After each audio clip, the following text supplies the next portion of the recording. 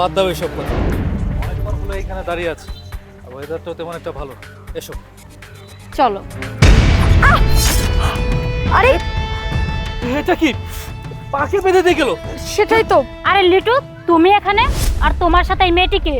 আরে এই মেয়েটাকে? এই, আমি তোমার সাথে কথা বলছি না, আমি লিটুর সাথে কথা বলছি। তাছাড়া আমি লিটুর গার্লফ্রেন্ড। এই লিটু, এই মেয়েটা কে? সিরিয়াসলি লিটু, এই মেয়েটা তোমার গার্লফ্রেন্ড? তাহলে তুমি আমাকে কেন বিয়ে করতে চেয়েছো?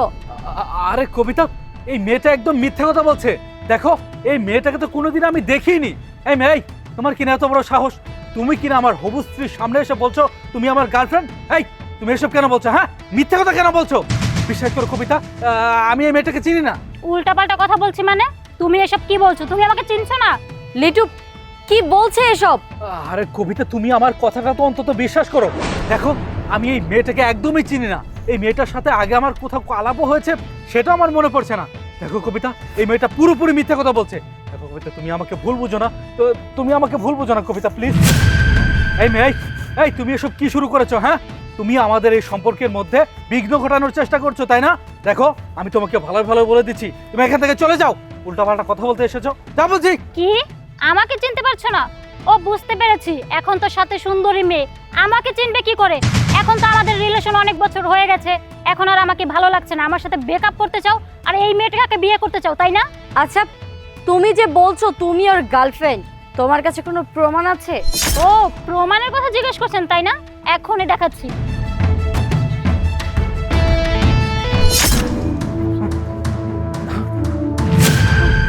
এই দেখেন আমার ফোনে ওর নাম্বারটা। দেখো কবিতা, আসলে এই মেয়েটা আমাকে ফোন দিয়েছে, ঠিক আছে। এই মেয়েটার ফোন থেকে আমার ফোনে কল এসেছে, সেটাও ঠিক আছে। কিন্তু এই মেয়েটাকে আমি চিনি না। আর তাছাড়াই ওকে যদি আমি চিনতাম, নাম্বারটা সেভ করতাম না। দেখো। চুপ করো। আচ্ছা, তুমি যদি এই মেয়েটাকে নাই চিনে থাকো, তাহলে এই মেয়েটার কাছে তোমার নাম্বার কিভাবে গেল? আরে কবিতা, তুমি এটা কি বলছো? দেখো, তুমি কি আমাকে বিশ্বাস করো না? দেখো, আমি এই মেয়েটাকে একদমই চিনি না। আর তাছাড়াই এই মেয়েটা আমার নাম্বার কোথা থেকে পেলো সেটাও আমি জানি না।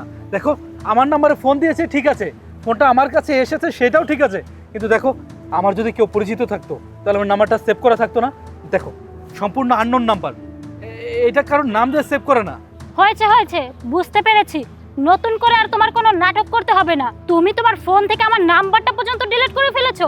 শুধু ফোন থেকে হবে কেন, তুমি তো তোমার মন থেকেও আমাকে ডিলিট করে ফেলেছো। এই শোনো, তুমি আমাকে কি ডিলিট করবে?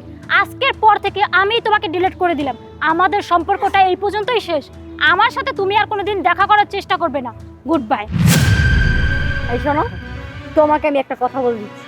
তুমি তোমার ফ্যামিলিকে বলে দিবে যে তোমার গার্লফ্রেন্ড আছে, তুমি তাকে বিয়ে করতে চাও। তাকে রেখে তুমি কেন আমাকে বিয়ে করতে চেয়েছিলে? আমাদের বিয়েটা হচ্ছে না, সেটা তুমি তোমার ফ্যামিলিকে বলে দিও।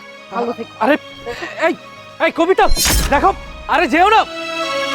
উফ, কি সাংঘাতিক ব্যাপারে বাবা, আমার সাথে এসব কি হচ্ছে? আমি কোনো মেয়েকে চিনি না, জানি না। এই মেয়েটা এসে আমাকে বলছে আমি নাকি তার বয়ফ্রেন্ড। আর অন্যদিকে আমার হবু বউ আমাকে ভুল বুঝে চলে গেল। এখন যে কি করি তুই কবিতা? কি রে দোস্ত, কেমন নাটক করলাম? একদম ভালো করেছিস।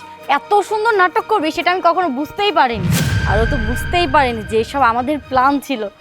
যাই হোক, এখন আমার রাস্তা একদম ক্লিয়ার। কেউ আর আমাকে দোষারোপ করতে পারবে না। আমিও পালিয়ে আমার বয়ফ্রেন্ডকে বিয়ে করে নেব। কি বলিস? হ্যাঁ, ঠিকই বলেছিস। এই নে তোর টাকা। আচ্ছা ঠিক আছে, আমি তাহলে যাই। ঠিক আছে, যা। বাহ, চমৎকার, ভালোই তো নাটক সাজিয়েছো। তুমি যে এত সুন্দরভাবে প্ল্যানটাকে সাজিয়েছো, সেই প্ল্যানটার ব্যাপারে আমি কিছুই না জেনে শুনে অযথাই তোমার সামনে আমাকে দোষী বলে উপস্থাপন করা হলো। বলো, কেন আমার সাথে এমনটা করলে? বলো, কেন আমাকে ধোঁকা দিলে? বলো, আমি কি দোষ করেছিলাম? হ্যাঁ, আমি তো শুধু তোমাকে ভালোবাসতাম, তোমাকে বিয়ে করতে চেয়েছিলাম। আর তুমি কি না একটা মেয়েকে পরিকল্পনা করে তোমার সামনে আমাকে বানালে আমি নাকি একটা লম্পট ছেলে। বলো কেন, কি দোষ ছিল আমার? কেন তুমি আমার সঙ্গে এমন ঘটনা ঘটালে? বলো কেন? দেখো লিটু, তুমি শুধু শুধু আমাকে ব্লেম দিবে না। তোমার কাছে কোনো প্রমাণ আছে? প্রমাণ চাইছো আমার কাছে? আমি না জেনে শুনে তোমার সামনে আসি, আমার কাছে অবশ্যই তোমার প্রমাণ আছে। দাঁড়াও, আমি তোমাকে দেখো। এই দেখো, লেটু এই ভিডিওটা ডিলিট করে দাও।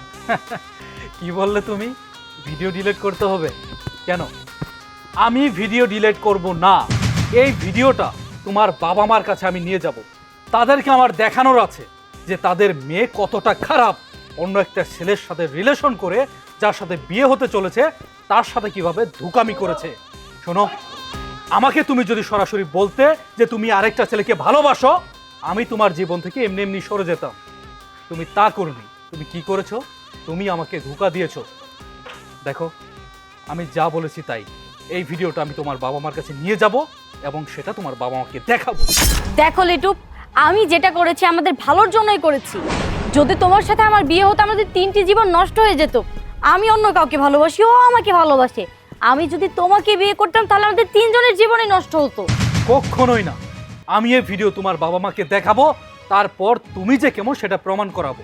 তার শাস্তি তোমার বাবা মা নিজের হাতে তোমাকে দিবে। এই, আর একটা কথা মনে রেখো, কারো মন ভাঙলে কখনো অন্য কেউ সুখী হতে পারে না। সাবধানে থেকো, ভালো থেকো। যাচ্ছি তোমার বাবা মায়ের কাছে এই ভিডিও নিয়ে।